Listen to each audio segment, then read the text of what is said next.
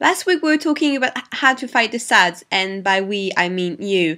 I didn't make a video because my mom was visiting and I was actively fighting the SADs with her presence and all the things I usually do to fight the SADs, which include food, watching Parks and Recreation, baking, Christmassy things, and general greatness. I have a list that is much longer than that and would be interested in sharing it with you guys next time we have a theme-free week.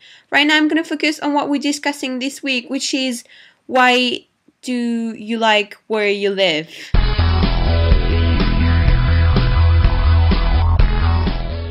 Let's take it from the start. In case you've been living under a rock, I've been living in the London for the past year and like 3-4 months now, and it's been great. One of the reasons I think I like living in London that much is because I had been wanting to live in London for a very long time before I moved, and moving to London was such a personal achievement and just such a great moment and a fantastic opportunity and just literally a dream come true, which is always great. When you associate a place to such a powerful feeling, actually living there is overwhelming. Even after almost a year and a half, I still have moments when I'm walking down the street and I look at things around me that sort of say, this is London, like Big Ben for instance, and I need to stop and take a moment and actively think,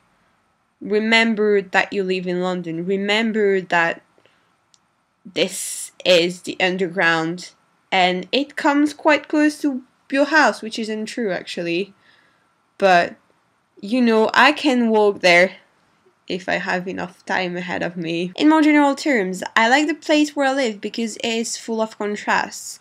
London is great because it is fantastically green, there's parks literally everywhere, but it is also the biggest city in Europe and it is a massive city, it is urban, it's full of really tall buildings. It's got a back older city which only has big companies, but then you've got more park surface in the whole of London than the surface of Monaco, which is pretty great, even though Monaco is just basically a big rock. London is also a city of contrast because you can literally have anything in its country. You've got really classy bankers, and then you've got crazy, slightly dirty hipsters. You've got South Kensington, and then you've got Brick Lane. You've got Westfield, the massive shopping centre, and then you've got really old stuff like the Houses of Parliament. You've got people from all over the world. You've got places like New Cross, which are a big crap, and then Shia LaBeouf comes there and has a drink in the pubs. And the great thing about London is that the whole world lives in London, and you can find whatever you want from anywhere in the world in London. It's probably not going to be as good or as true or as authentic as in the country where they come from, but it's still there.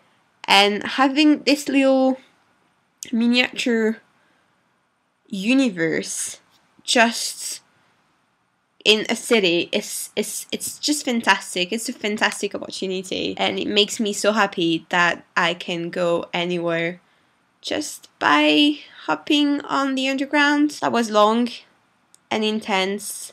I will leave you now, and I shall see you next week from the France, I think.